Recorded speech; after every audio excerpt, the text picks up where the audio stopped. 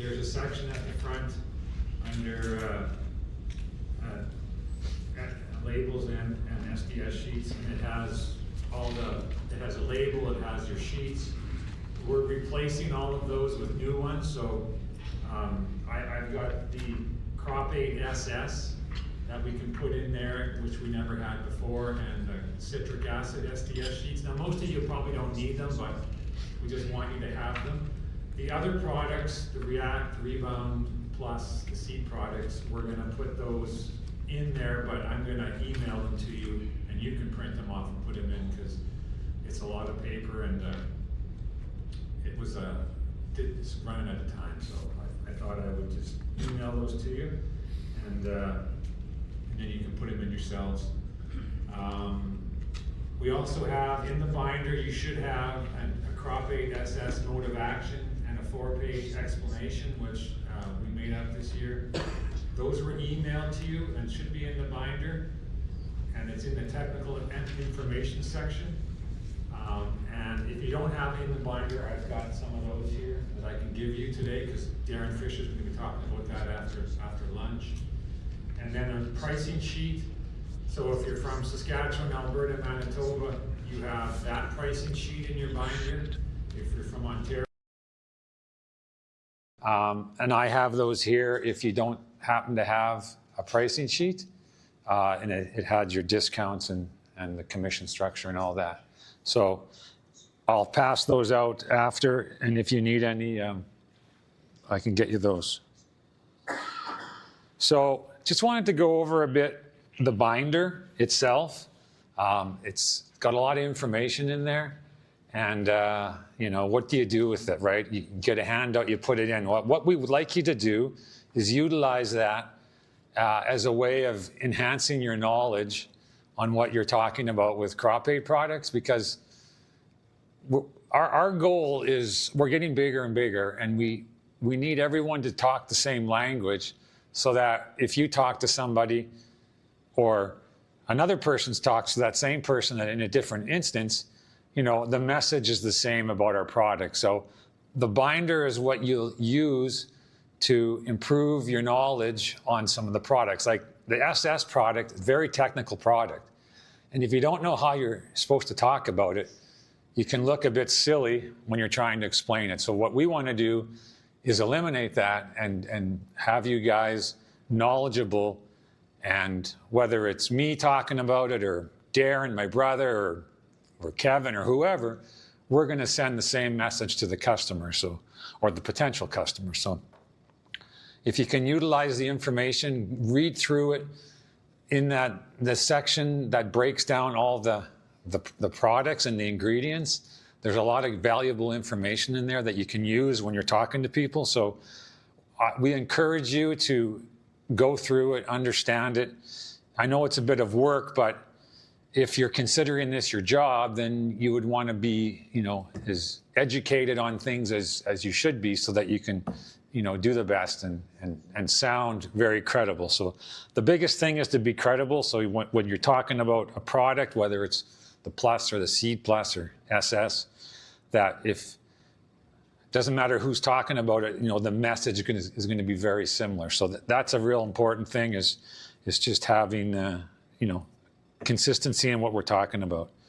So use the binder to advance your knowledge and to help you with sales and just understand everything.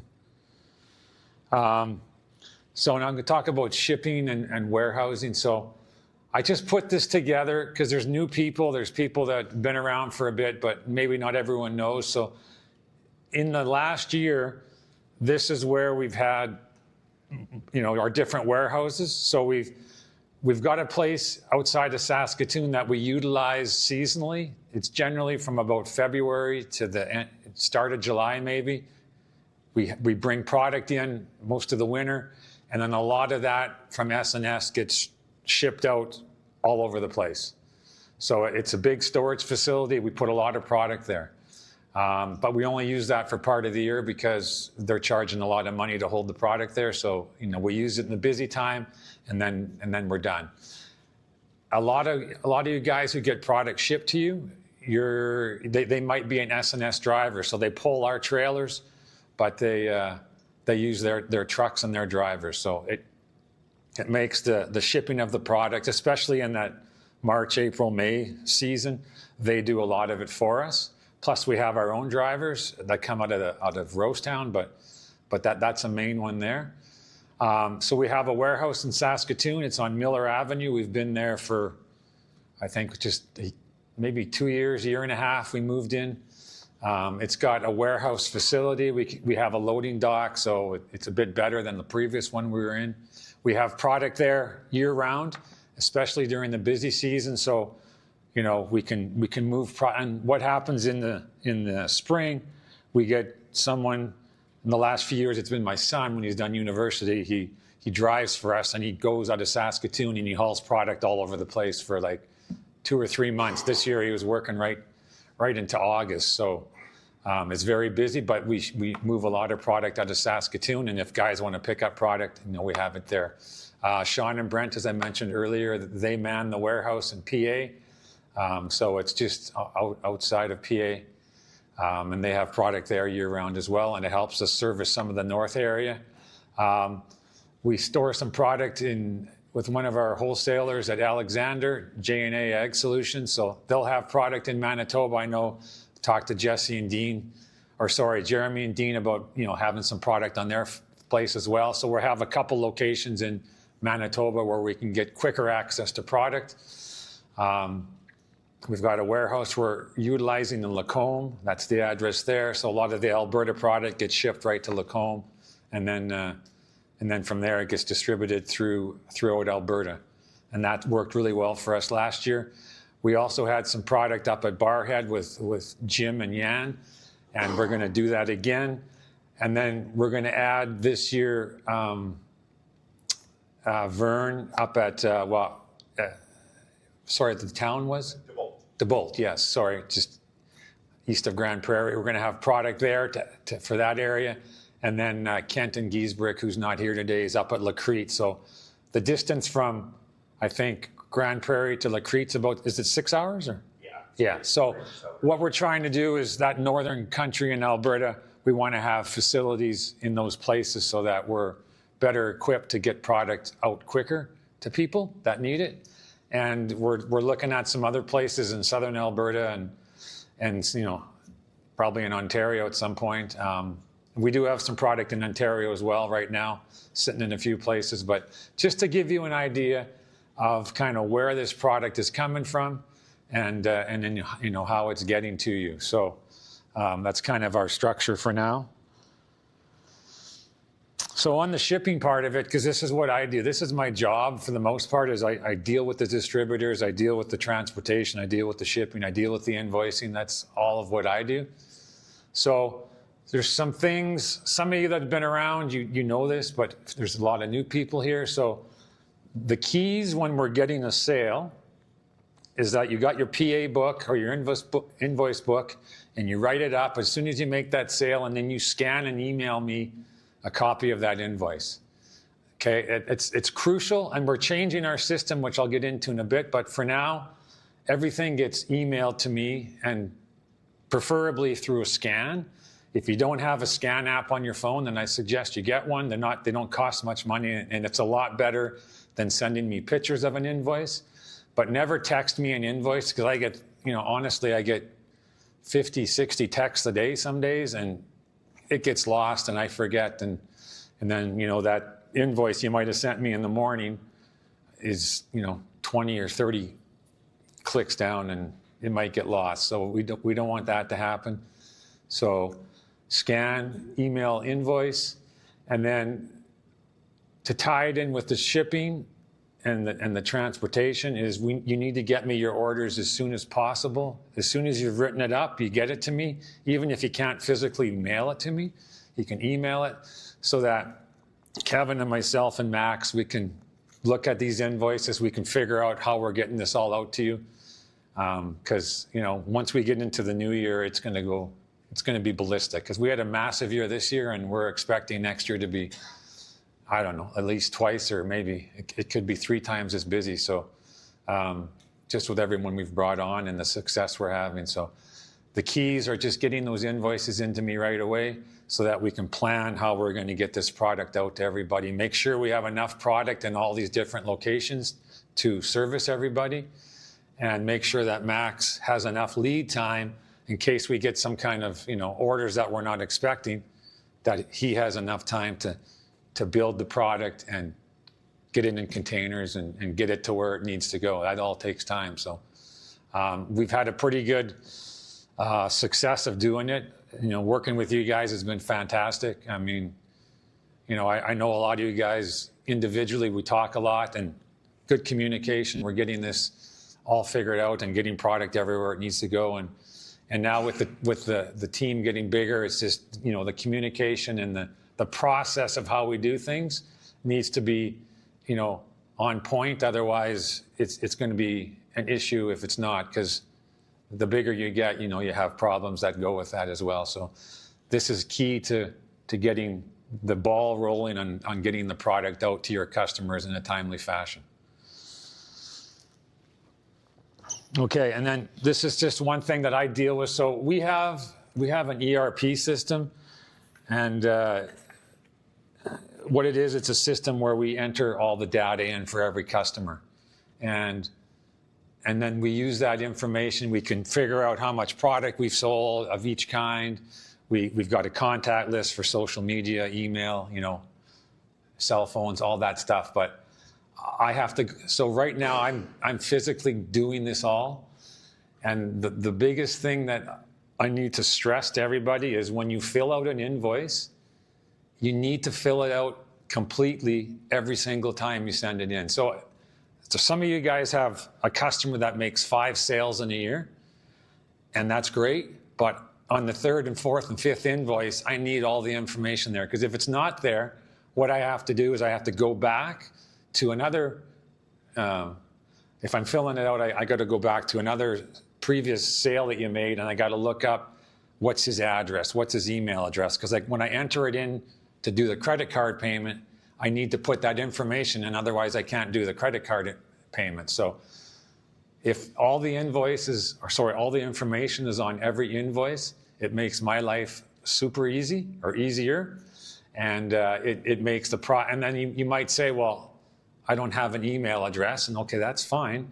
But if your customer is paying by credit card, if I have an email address, he gets a receipt sent to him. If I don't, he doesn't. So, like I've talked to people I don't have a credit card, don't have an email address for, and I have to phone them for whatever reason, for some, we had a problem with the card working or whatever. And then they say, well, can you email me a receipt? And I said, well, yeah, I just need your email address. So email addresses, although they're not mandatory, they're super important for a lot of different reasons, but credit card payments and social media, all that. So if you can get all that information, but at least give me full mailing address, including postal code.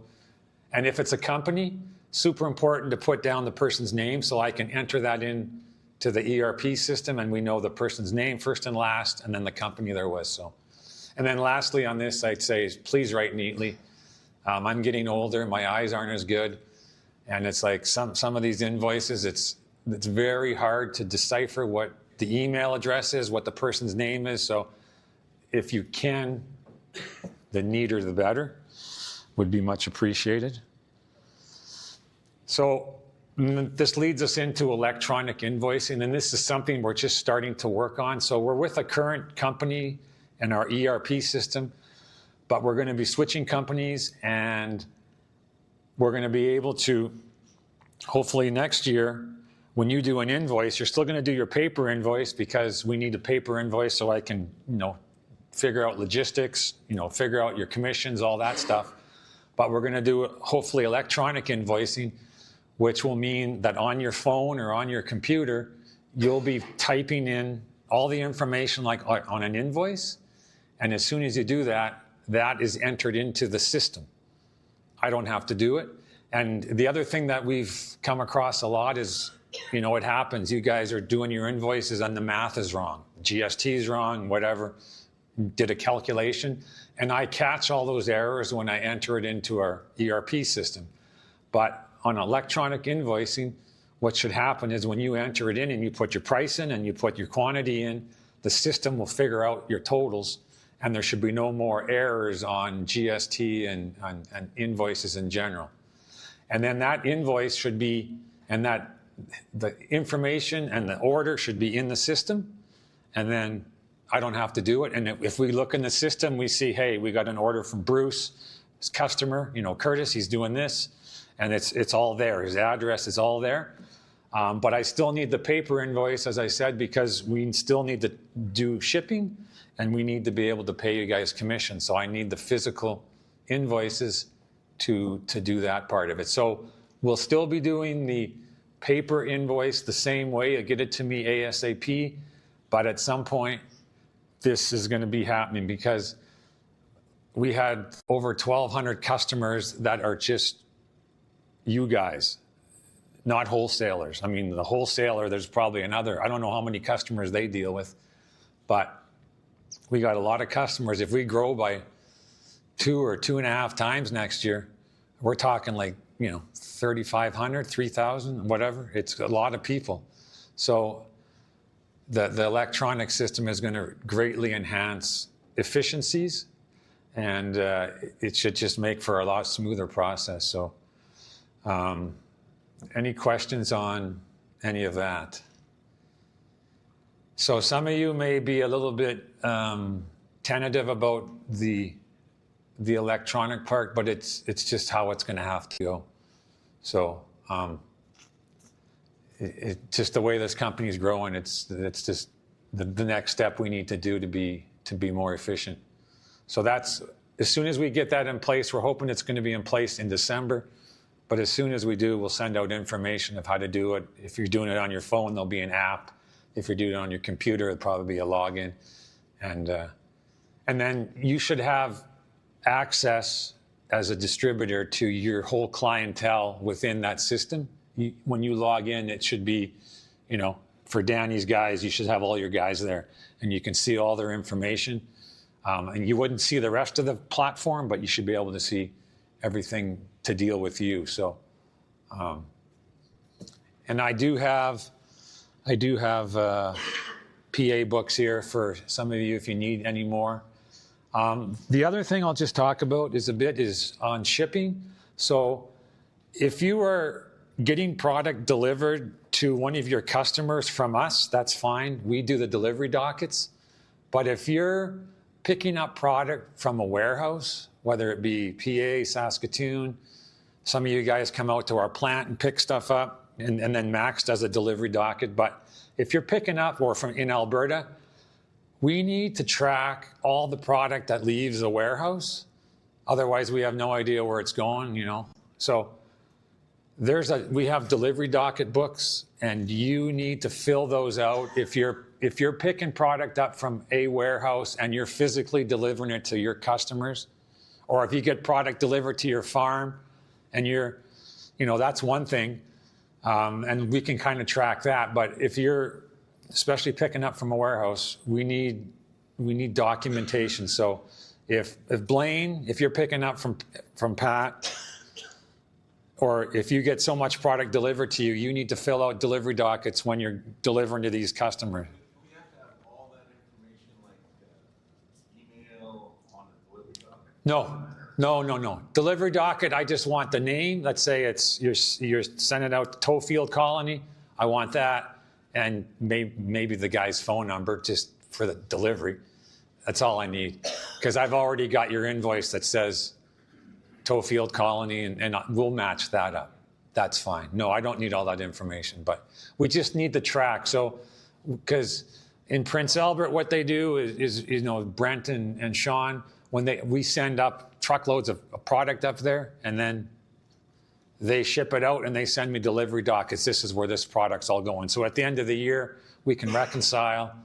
We sent up whatever, 200 totes of this, and they've got 2 left, and it matches. So that's just something that we want to do a better job of this year or next year for the deliveries, just tracking everything. And we have lots of delivery dockets here, so we can give you some of those before you leave. And those are something we can always get more of down the road. And just to give you an idea of this past year, so as I said, we had around 1,250 customers entered into the ERP. Doesn't include any wholesalers, or retailers.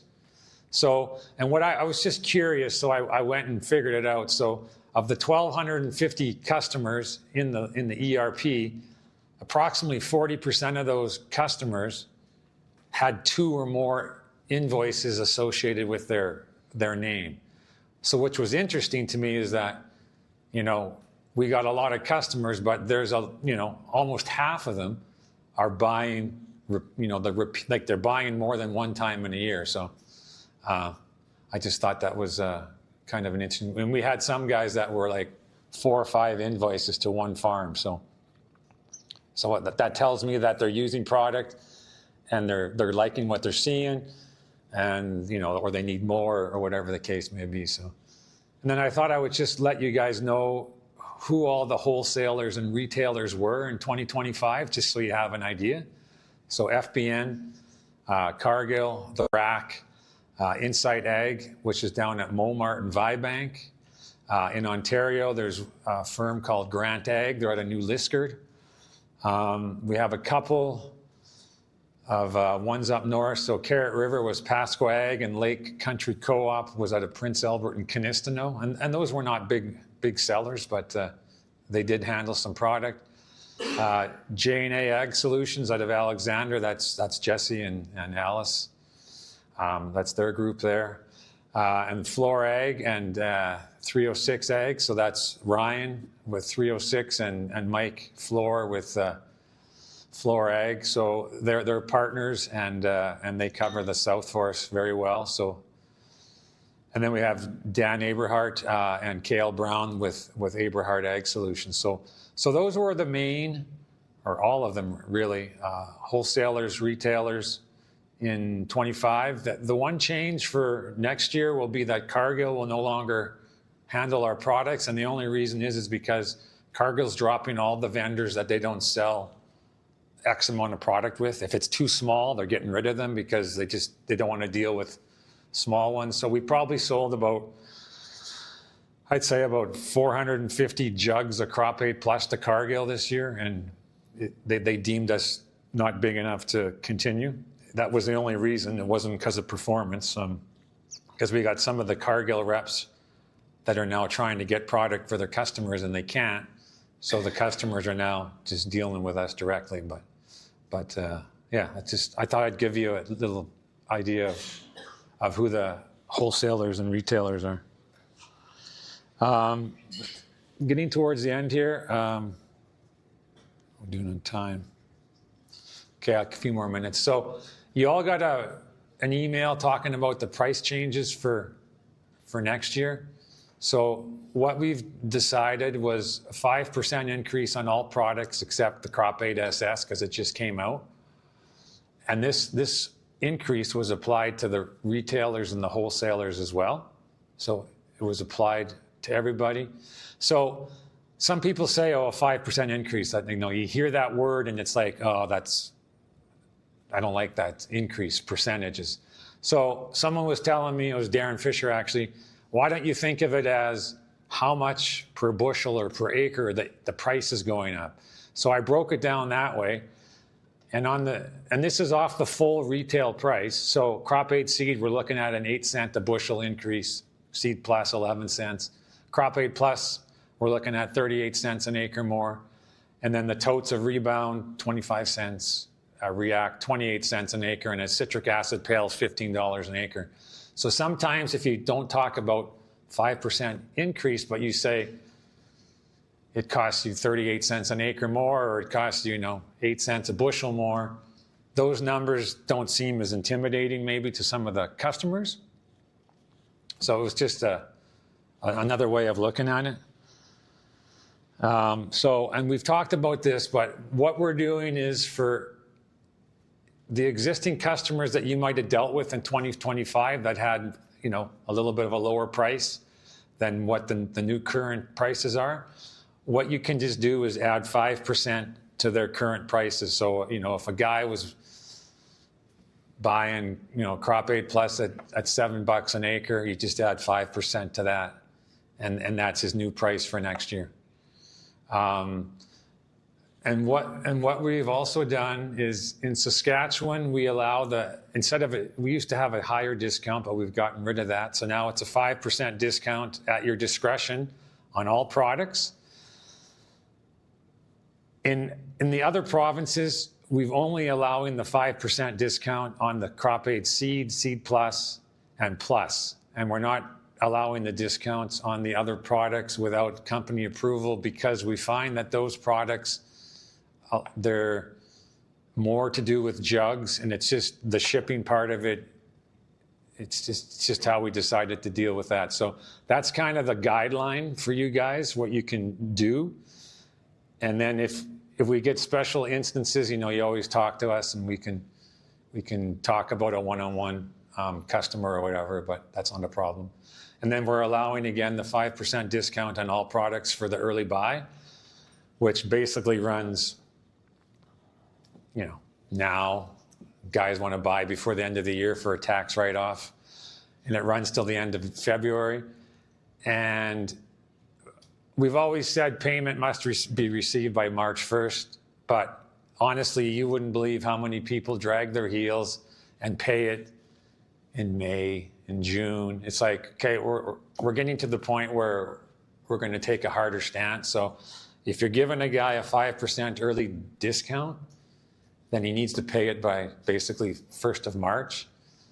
If he doesn't, then you're going to talk to me, and we're going to find out why it's not paid and when it's getting paid, and then we'll determine at that point if we keep the 5 on or we just get rid of the 5 and he goes back to the higher price, because the incentive is for the company to get income generated in a season when products aren't going down, right? So if we're not getting the money, there's really not much point in having the discount.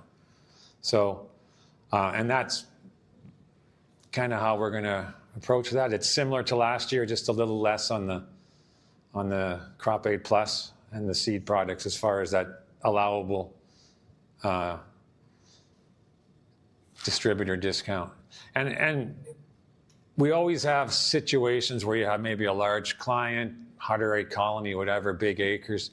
I mean, those kind of bigger accounts, we can talk about it on a one-on-one basis, and we can figure out a price that's going to, make it work for that guy and make it work for us. So, but this is kind of the guidelines we want to go with. Any questions on that? Kelvin, if you have a guy that got the early discount and he hasn't paid, what do you do? Just write him out or do it? Yeah, I guess that's what we're going to have to do. I mean, when you sell a guy and you tell him this is an early discount, just tell him he needs to pay it by March 1st. I mean, if he's going to be a week late or something, that's fine. Just let us know, right? But we have some instances where, honestly, we're not getting paid till the summertime. It's like, well, what was the point of that, I got one that got it last year and hasn't paid yet. Okay, well, see, that, yeah, so that's... So you just write out a whole new invoice. Yeah, or we just, take some white out and get rid of the, make some changes and reset. You're going to have to submit them a new one. Yeah. Yeah, I mean, anything else on the pricing? Okay, I'm almost done here, and then we'll go for lunch. Sorry, it's a bit later. Just accounts receivable. Basically, I made copy. I know some of you guys handed in checks today for some of your guys, but I'm going to give you today a copy of all your outstanding accounts as of yesterday, and then you'll at least have a written list of who owes money if you don't know yet, and if you can get that collected and get it into us as soon as possible as we're getting to the end of the year, that would be much appreciated. And then there's a bunch of you guys that we dealt one-on-one with inventory on hand. And I've just been so busy, I haven't been able to work through all of those yet. But in the next couple of weeks, I'll work through those and I'll contact you, and we'll just make sure that what you have on your farm matches with what I have on my end, so we can account for all the inventory. And if you are taking inventory and you don't want to store it for the winter, then we'll just get it back from you. That's fine. I know some of you are keeping product over, which is good too. So But we've made those arrangements on a one-on-one basis. So that's about it that I have. The only other thing I'll mention is we have to get our website updated. We need to get the SS product on there. We need to update our brochure and get the SS product on there. And there's been a lot going on, and then there was harvest. So hopefully, as we get into the new year, we'll get some of those updates made and have that running for next year's trade shows. But we're just hitting a few snags right now with some of the stuff on the brochure. So hopefully we'll get that in place in December here. Yeah, that's kind of all I have. I have the handouts. So on this, the SS and the citric acid SDS sheets, I'll give you a little pile, but it's kind of separated a bit because there's about 10 pages on one and 9 or 10 on the other. So you can just put those in your binders. I'll put them there maybe after lunch. And if you have any questions, just feel free to talk to me either during lunch or later in the day. And as I said, lunch is downstairs, buffet style. Grab a plate, have a seat. I think they got some seating for us. And then we'll try and get back up here by about 1 o'clock if possible, so we can kind of keep the afternoon rolling. But anyways, that's all I have for you. Enjoy lunch. Hope it's good.